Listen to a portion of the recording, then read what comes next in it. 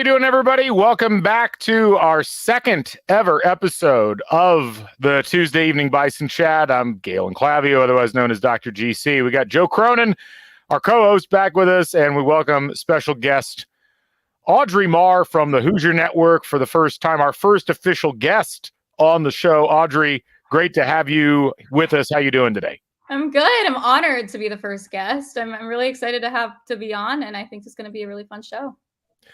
And Joe, obviously great to have you back as well. We kept you on for another week, and glad you decided to come back. How are you doing today?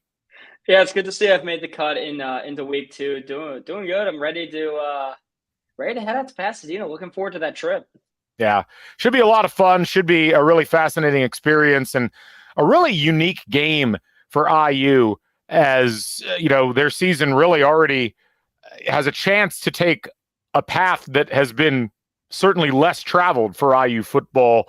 Not a whole lot of 3-0 starts in the history of the program, and certainly a chance to do that in a historic venue, first game of the Big Ten season. A lot to talk about there. But before we get to that, let's talk about what happened this past weekend. We all saw the game, Indiana blowing out Western Illinois by a 77-3 mark, historic in a number of ways. Joe, let me start with you. It was one of those games where Indiana played about as perfectly as you can play, albeit against a team that was far from perfect in Western Illinois, but you can only play the team that's in front of you, and Indiana certainly did that with flying colors. Yeah, this was really just that take care of business game for Indiana. Last year it was Indiana State. This year Western Illinois, and I don't think there was any disagreement that this was one of the worst teams in Division I. I mean, they were 4-44 in their past couple seasons. Their 4 seasons heading into this one. And the thing I really noticed about this is in years past, I don't see those last 2 to 3 years of Tom Allen's years being able to put up those numbers, no matter the opponent. And I think that just goes to show some of the culture change surrounding this team is they kept their foot on the gas. And even when it was the second, third stringers, even fourth stringers at times, they were playing hard. And when Cignetti talked to the media after the game, he was still upset about the one scoring drive that Western Illinois had at the end of the first half. They gave up 3 total points, 77-3, and he still is pinpointing exactly what went wrong in that drive. And I just think it just goes into that this team is fighting for something, and it seems like that needle is starting to get moved. And yes, it was Western Illinois, but got to take it one step at a time. Audrey, you got a chance to watch the game as well. Obviously, a lot different from what we saw last year with this IU football team. What stuck out to you the most in that Western Illinois game? Yeah, you mentioned it. I mean, it's completely different than last year. I think what stuck out to me the most is I think this was the first game that I personally saw this Indiana football team having that much fun. I've never honestly seen that, especially looking into last year. I think you said it, Joe. I mean, they never took their foot off the gas. And I think that was really big. They're just showing how here they are for this year. And I think they're just really showing their presence. And I mean, I would look on the sideline, see Coach Cignetti. He would look like he was just mad at everything, even being up 49-3 or whenever they were up by that much at halftime. And I mean, he always has something to keep an eye on and maybe pick on, but to play as well as they did, I personally couldn't even pick anything out than having that perfect performance that they did. It is a really interesting psychological change with this team. You know, I mean, Tom Allen came across as like everybody's friend and a guy who, you know, believed in love each other, like the whole LEO mindset. Cignetti comes across as this kind of stern, you know, disciplinarian, like we're going to do things the right way. And yet it does almost feel like the team is more locked in and having more fun with playing football right now in the first 2 weeks than we saw in the last couple of seasons. Now, obviously winning helps a lot of that, but even in wins, it almost felt like a relief that Indiana would win games under the previous regime, not like, well, we expected to do that. And so it is an interesting transition, I think, and one to keep an eye on moving forward. Obviously, as the competition gets tougher, we'll see if that mindset continues. Curt Cignetti had several quotes after the game. And several things interesting. Our esteemed producer in the background, Emily Fox, going to be pressing some buttons for us here. But let's hear from Curt Cignetti first and foremost as he talks about the performance of his starting quarterback, Curtis Rourke, a guy who people had some questions about coming into the year, but so far has performed at a pretty high level through 2 games. What I really liked was you could see kind of the cohesiveness of the team on both sides, guys cheering each other on, congratulating each other, him taking charge, and it was great to get a lot of guys involved. I mean, Curtis Rourke, Joe, I don't know what I completely expected, but as someone who's watched IU football for a while, I haven't felt physically, just like watching a person on the field, this confident about a quarterback since Nate Sudfeld, who, was last here 8 years ago. I mean, Michael Penix, you loved his arm talent, but you're always afraid he was going to get injured. Curtis Rourke just has this like rock-like stability in the pocket that really makes you feel like he knows what he's doing on almost every play. Yeah, even just passing the eye test, he going back to spring ball. This is a 6'5", 220-pound quarterback. I mean, that's just that prototypical guy you want in the pocket. He has some decent mobility to stretch some plays outside. Saw in the first game, FIU just launched the ball down to Miles Cross. But, I mean, once again, you got to take the opponent with a grain of salt. Just understand it was Western Illinois, but he was making good throws. The throws were on time, in stride. And as compared to really that FIU week, there were a few mistimed ones. There was a deep post. It was the first touchdown that they scored against Western Illinois, but they ran that same play against FIU. It was Anderson Kobe, same receiver. And it was a little mistimed, a little underthrown in the one at FIU. Got it cleaned up against Western Illinois. So you can see the progressions getting there. He's more confident with these receivers. Because once again, it's a whole new system for him. He's coming from Ohio. He was injured last year. Was the 2022 MAC Player of the Year. But, I mean, this is a guy, he does have the Big Ten arm talent, if that makes sense. Going on to another quote by Curt Cignetti, it's one of those things where the defense has been almost more impressive than the offense throughout the course of this season so far, and they've really been able to cause a lot of problems for the opposition. Let's hear what Curt Cignetti had to say about that. I think it's a culture, a mindset, an identity, and a philosophy. The program culture and mindset that we're an attacking type of team, relentless competitor, playing fast and physical, one play at a time. And then our style of defense is, we want to turn those guys loose up front and wreak havoc and disruption. Audrey, havoc has a particular meaning in football these days. It's a key statistical factor. How much do you screw up what your opposition is doing is essentially how I would distill that. And it's kind of ironic because Tom Allen, defense first guy, and yet what we've seen out of the first 2 weeks is a defense that really seems to be dialed in to try to cause as many problems, not just in terms of the backfield, but they forced 3 turnovers in this game, which was 2 more than they forced in the first game. Yeah, I mean, I would look back to last year, and there wasn't really a lot of stability on the defense. And I think just over these last 2 games, we've seen that stability. And pointing out Aiden Fisher, I feel like he has that captain role on the defense like Aaron Casey had last year. That was a really good switch and kind of just, I don't want to say replacement, but in a way replacement. And Aiden Fisher, I mean, even talking to the Big Ten media days, he has a lot of belief in that defense as well. Everybody does. I think that they have shown that this will be a much, much more consistent defense at this point of the year. And I think it should be really interesting to see how they go up against these Big Ten teams, especially heading into this week. Yeah, and heading into this week, they go to a place that they haven't played since 1968, which is the Rose Bowl, and somehow are favored in this game. And it's interesting, like watching all this line up, and Curt Cignetti obviously not going to dwell too much on it, but is certainly, as we'll see in this next clip, just trying to take everything in stride. For me and the team, it's more of a business trip, whether we're playing in the Rose Bowl or in a parking lot. It's all the same. I love that. I mean, it's really He's full of good quotes. Well, it's not only is he full of good quotes, but I'll tell you, I mean, talking with a lot of IU fans, especially some older IU fans, that whole line in the press conference really resonated with them because it really felt like, okay, good. This is what we've wanted forever. Like a coach who just looks at these things as business trips, as we're going to go wherever we're playing.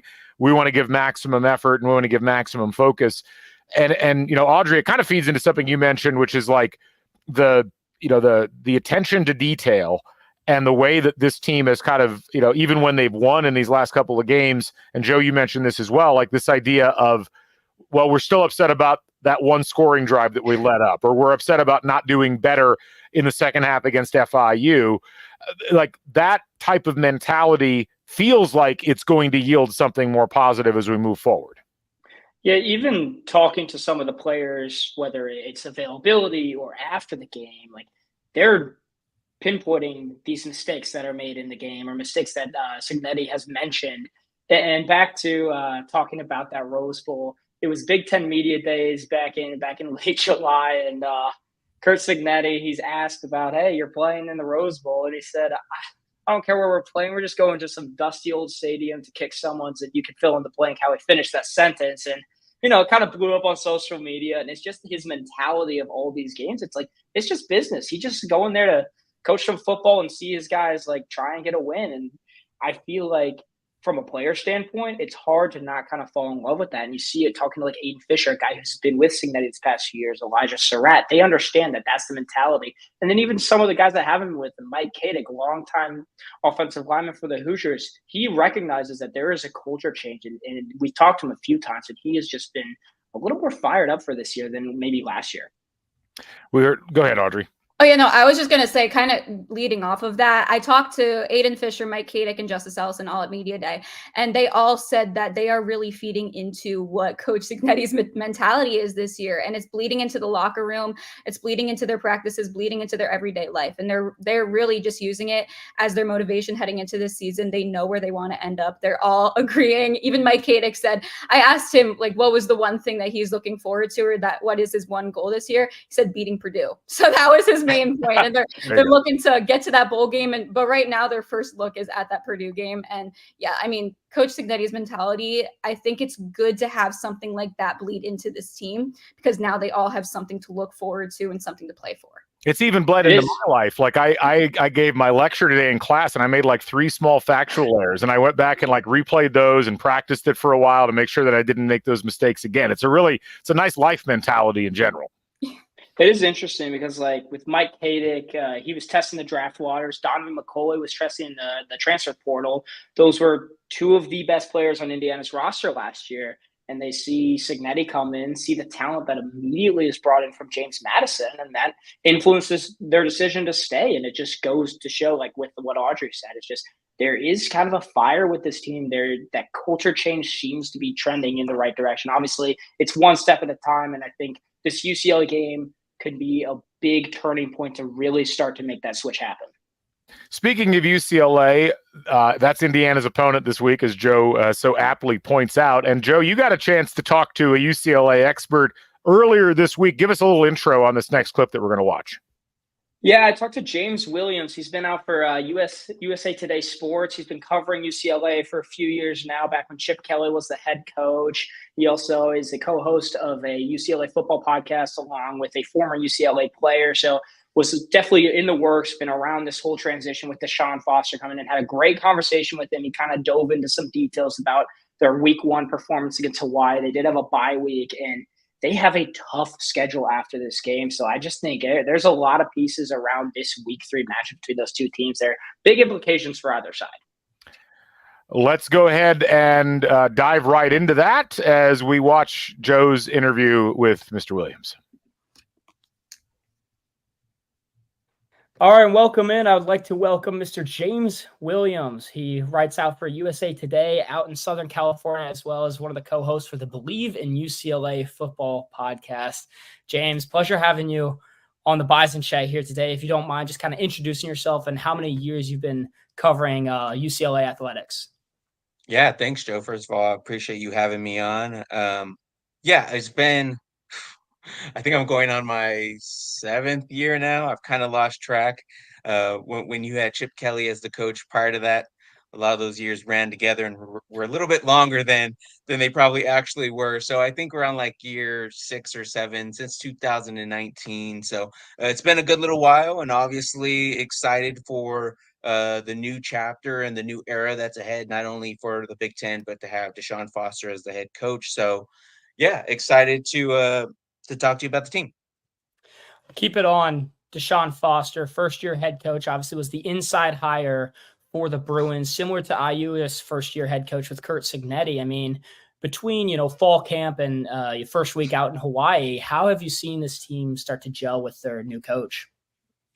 Yeah, I think that's the unique thing about this team this year is there wasn't a lot of gelling that needed to be done, right? I think one of the advantages, and I think one of the key reasons not to discredit Deshaun Foster, but for UCLA to bring on Deshaun Foster is the fact that he knew all those guys in the building already, and those he didn't already know are the ones he brought in himself from the transfer portal. So I think the Deshaun Foster hire was significant because it was what the players wanted. As soon as literally Chip walks out of the meeting room after saying, "Hey, you guys, I'm out of here.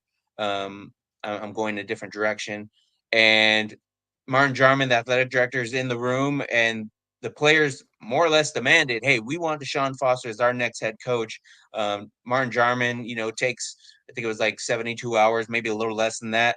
I think interviewed a couple people, but decided on Deshaun Foster, and I think it worked out great for them because you had very few people leave for the transfer portal as a result of that move, and you kept a lot of significant pieces.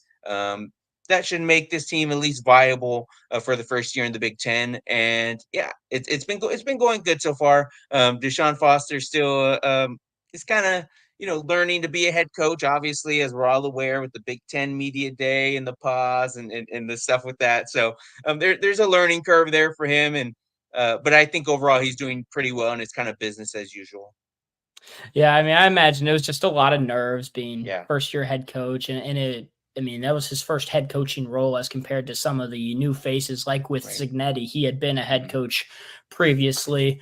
With this upcoming week, it's the first Big Ten game for UCLA, first Big Ten game for Indiana of this season. I mean, has it been a little weird seeing the Big Ten logo on those UCLA unis? Yeah, a little bit. It has a little bit, and I think it's going to be.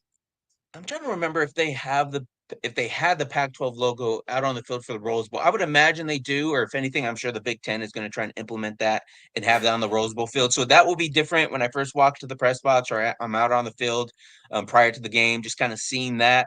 That will be different. That will be interesting. But yeah, just for the patches itself, there's only been a few times we've actually kind of seen the jersey. I think when Foster was first hired was the first time we really kind of saw it during his introductory press conference, and again, obviously for the Hawaii game. So even that's going to take a little time to get used to, but after a while, all that will kind of start blending together. But I think it's more so when we start seeing some of these other teams in the Big Ten that they're playing against, especially some of these more historic teams that have tons of history. Obviously, Ohio State, Michigan among them. Yeah, it's going to be kind of eye opening to realize this is where college football is at this point in time. What have you noticed as an excitement level for this team to have? It's the NBC, the late slate, their first Big Ten game is kind of under that pedestal. Yeah, I think for the guys and even Coach Foster, they're kind of downplaying it a little bit, right? I think it's just kind of business as usual for them. It was funny because even when you listen back to some of the media availability that they had on Monday, Deshaun Foster was just kind of saying, yeah, this it was just a bye week, but we treated it like a game week. It was just still kind of high pace. Wasn't a whole lot. I think if anything, maybe they just switched the days and gave him a little bit of rest at the beginning. But even then, he wanted the guys to be mentally taking those reps as well. So even Carson Schwessinger, one of the guys on defense, mentioned, yeah, I mean, we had a little rest, a little recovery. Obviously, you're coming back from that trip from Hawaii. And you're hitting that time zone. Now you're going to be hitting some of these other time zones here soon. So I think if anything, it was kind of just a learning lesson for them as far as getting into the habit of traveling. And obviously they're playing at home against Indiana this week, but they're going to be back on the road here pretty soon.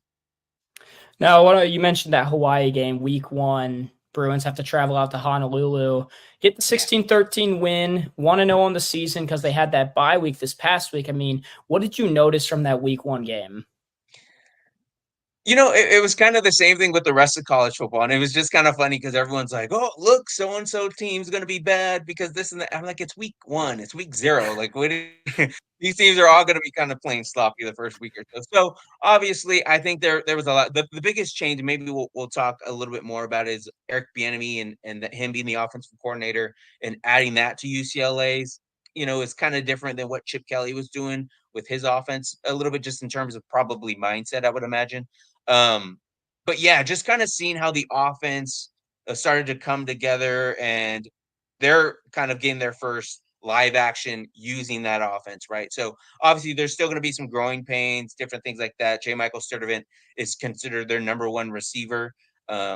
But you weren't seeing a lot of production out of him, but then you're seeing a guy who transfers in like Rico Flores Jr. from Notre Dame, true sophomore, comes in and just goes ahead and had I believe over 100 yards if I'm not mistaken, did have a touchdown. So there were some bright spots, right? And I think it's going to take a little time, but the thing is, Indiana is going to be the next possible win for them here anytime soon, because coming up they have a 3-game stretch that they may not tell you they're nervous about, but I'm sure the fans are going to be nervous about it. You have Oregon, Penn State, and LSU, maybe not in that order, but you have those 3 coming along. So yeah, I think they need to work out whatever growing pains, whatever kinks that they have. They need to have that addressed, and hopefully that's what they did during the bye week. But hopefully they make the most of that against Indiana and learn from that as they get ready for this tough stretch following that. All right, Well, let's unmute and talk again here. Thank you, Joe. Good interview. And as we think about this matchup, it's an interesting one because obviously there's going to be some question marks just in terms of what UCLA really looked like in that game versus Hawaii. Was that really just first game jitters, or was that something that was more significant and more concerning? I don't think anybody really knows at this point. And when you look at UCLA, it's like it was a team that was okay last year, but certainly not among the top teams in Division I. Yeah, it is interesting. And they found themselves down 10-0 at halftime against Hawaii, was able to, come back 16-13 was the final score.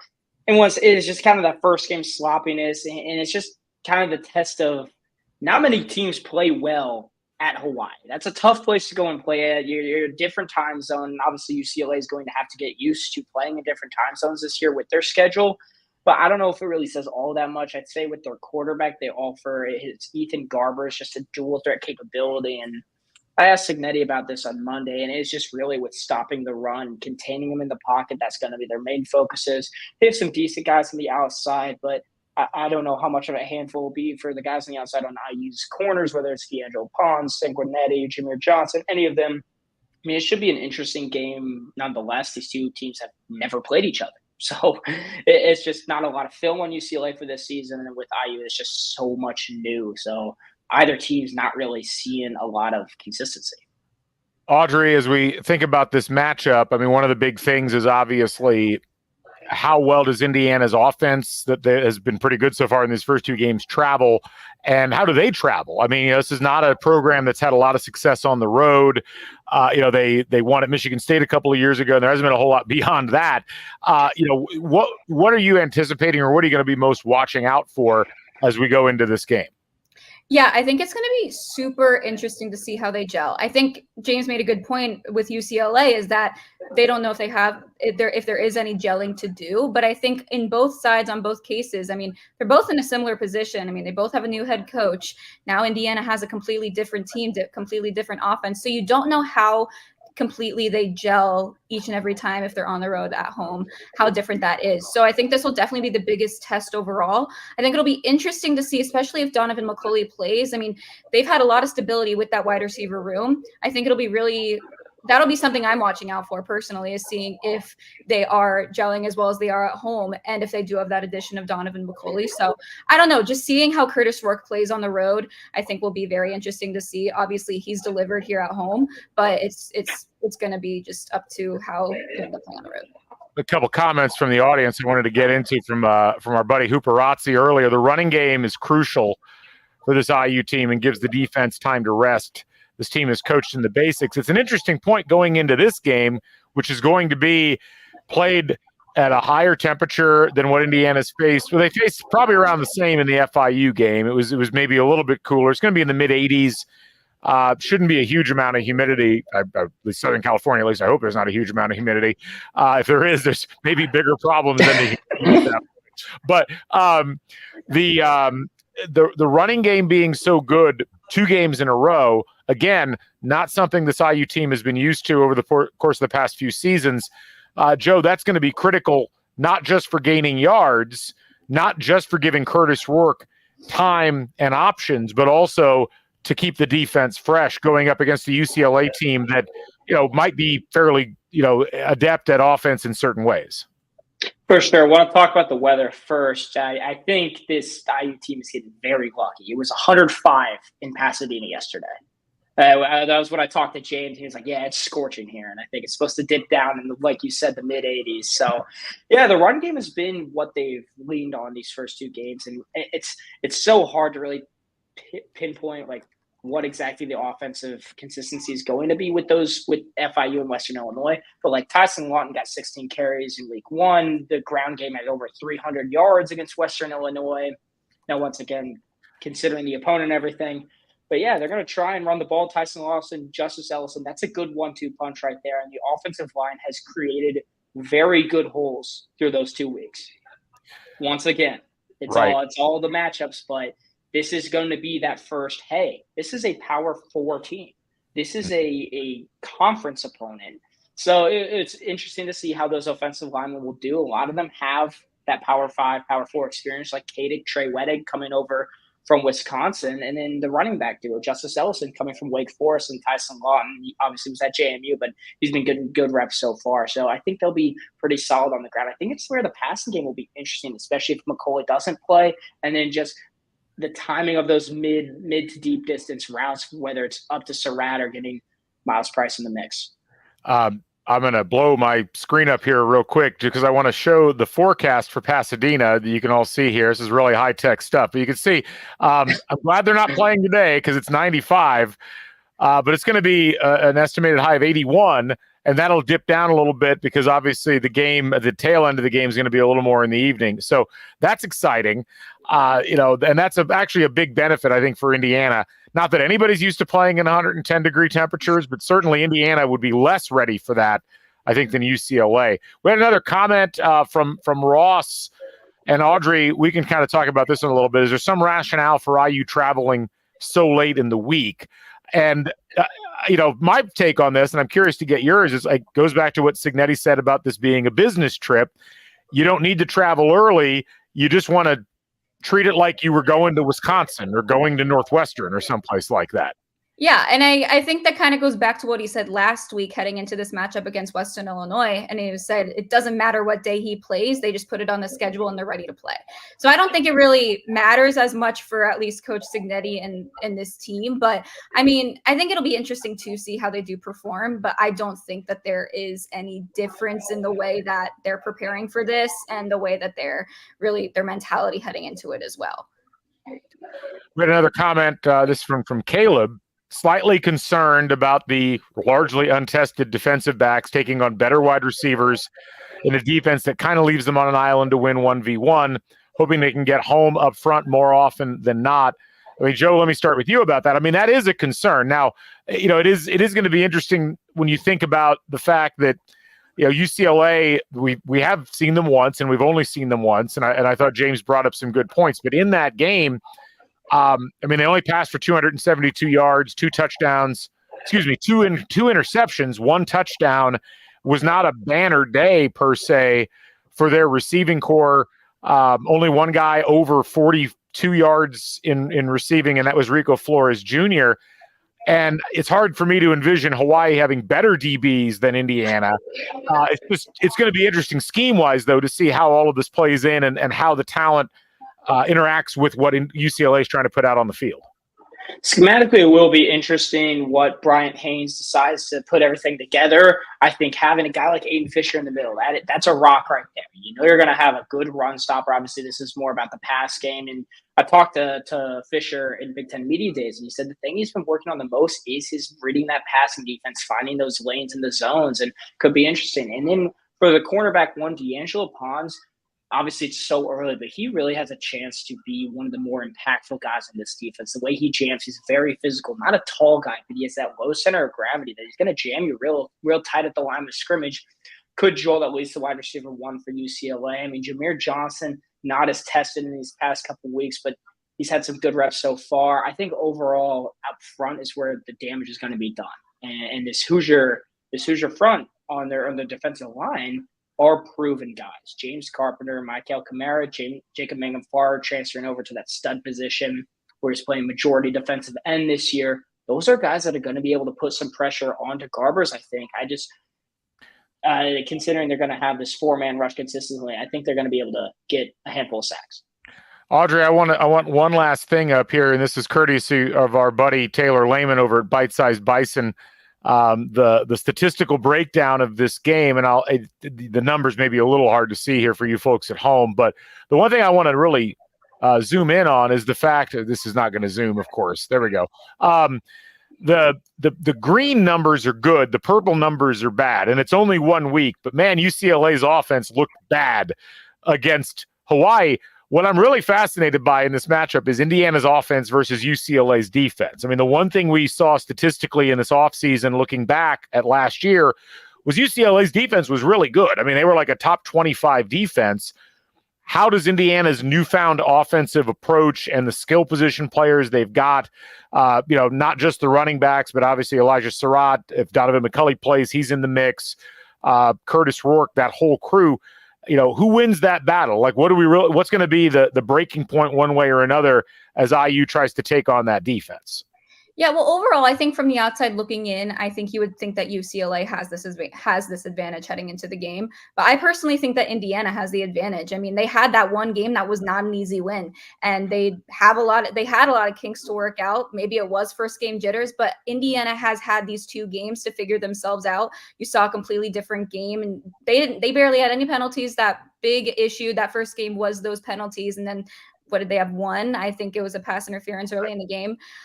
They have figured out some of those kinks that they need to work on. And I think that is something that this Indiana team is good at doing, is figuring out where they went wrong. So I think just overall, it'll be interesting. I personally do think that this Indiana offense has had a lot more time to figure themselves out. And I think it will be their biggest test. But I think that Indiana does have that advantage heading one-on-one because they know how they work. And if Donovan McCulley does come in, that'll be a really big addition as well. Well, we'll see what happens. It's going to be a really fascinating matchup, and it's the national game on NBC. This is really the debut of Indiana in the primetime window on the East Coast, and a great spotlight for the program just in general. Should be really fascinating. Audrey, any final thoughts before we wrap up? Yeah, well, I don't know. I think that if Indiana does pull this one out, I think that this will make everything click for some IU fans, Hoosier fans, that there is something to be excited for. And I think right now these are some 2 easy wins, but this is their first big test. If they can do it on the road, which was a lot of problems in these earlier seasons, they can't get it done on the road, and they play all 4 quarters, I think it'll really start to click with everybody that there is something to look out for here. And it should be really interesting to see how they really handle this test. Joe, final thoughts from you? Yeah, I just got 2 things. One, UCLA's schedule after this is brutal. You heard James say it. They go out to LSU next week. Then they host Oregon, and then they're back on the road against Penn State. That is a brutal schedule. 2 top 10 teams. Whether they're overlooking Indiana or not, this is really a must-win for them to start to get some consistency on the year. And the second thing is students aren't even back at UCLA yet, so don't really expect a big crowd. And I honestly wouldn't be surprised if the IU contingent is stronger at the Rose Bowl than the UCLA fans are. Yeah, it's going to be interesting. I've heard from a ton of people who are going, and I'm looking forward to seeing what the IU contingent looks like. IU almost always travels well with any sport. It's the execution after the fans show up that's been the problem, and whether that's football or basketball or whatever sport, a lot of disappointment for a lot of people on some of these trips. So my hope is, I say that as someone who's been on many of those trips myself, but I really like this opportunity for IU, and we said this earlier this year on Crimson Cast. If they lose but they're competitive, fine. I think what you want is a good showing. I'm sure Curt Cignetti is not saying that in the locker room. Like, he's saying, guys, we can go win this game. And look, I think all the numbers and everything, the fact that Indiana's a favorite is not a fluke. It's bettors looking at how these 2 teams have played, looking at the statistics and making an educated guess where they say, we actually think Indiana is the better team. They obviously have to go prove that. It's still a team that's gelling. It's still a team that's figuring out who they are and what they're going to be. But I love the fact that they get this particular test at this point. It's not, it's like we'll borrow the Three Little Bears. Like, it's not too hot and it's not too cold. Like, it's kind of just right. It's not an overwhelming opponent talent-wise. It's a cool venue, but one that will probably, the sheen will wear off a little bit very early on because there aren't going to be very many fans except IU fans, and there's no students, as you mentioned earlier, Joe. The students aren't going to be there for UCLA. So it's a really great opportunity for IU. We'll look forward to seeing what they're able to do with it, as it's going to be quite a fascinating thing. We did have one last thing I'll ask you two to answer, and then we'll wrap up. David asking, what's the feeling of students like heading into this game? You two being students, I mean, are people interested in IU football and this game in particular? Is there buzz about this at all on campus?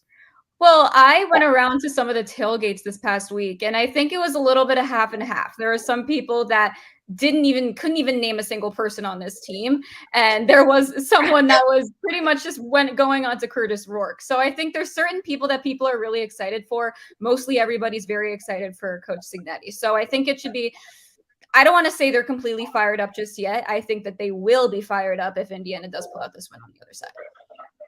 Yeah, I think there's still a little bit of a dormancy for that flame around this team. I've been seeing more of the Cignetti shirts on students around campus, and it's more common. I mean, I wasn't seeing any LEO shirts these past couple of years. I mean, a few conversations like, "Oh, IU's playing in the Rose Bowl. That's cool." I mean, they'll be playing in this Rose Bowl instead of the actual Rose Bowl game. Just jokes made like that. I think a win this upcoming week, that's when you start, like with Cignetti talking week one about, oh, the fans need to stay. That's when that needle starts to get moved. That's when fans realize, oh, this team is trending up. This team is 3-0 and not 3-0 on 3 bye games. They have a Big Ten win under their belt. So I think if you want to get fans to stay at Memorial Stadium, you go out to UCLA, and I mean, in the words of Kurt Cignetti, you kick some fill in the blank. Right. You go and take care of business on the business trip. And so we'll watch to see what Indiana is able to do with that. Be sure to follow along with all of our student media outlets as they will be on site covering the game. IUS TV going to have folks out there, Hoosier Network, Indiana Daily Student, and WIUX going to call the game as well. So be sure to hop on social media, follow those accounts. I'll be out there giving on the site witty observations via X and other venues, so you can watch me there as well. But anyway, we'll go ahead and wrap up. Our thanks to James Williams from USA Today for joining us on the show. Our thanks to you, Audrey Marr, for being a part of the show. Please come back on at some point soon. We'd love to have you. Our thanks in the background to Emily Fox, our producer, once again doing a great job behind the scenes. And my thanks to you, Joe Cronin. As always, thanks to all you folks for watching as well, whether you're watching live or whether you're watching after the fact, or if you're listening on any of the podcast feeds, we appreciate that as well. For all of those people, I'm Galen Clavio saying thanks for joining us on Tuesday Night Bison Chat. We will catch you folks on the flip side. So long, everybody.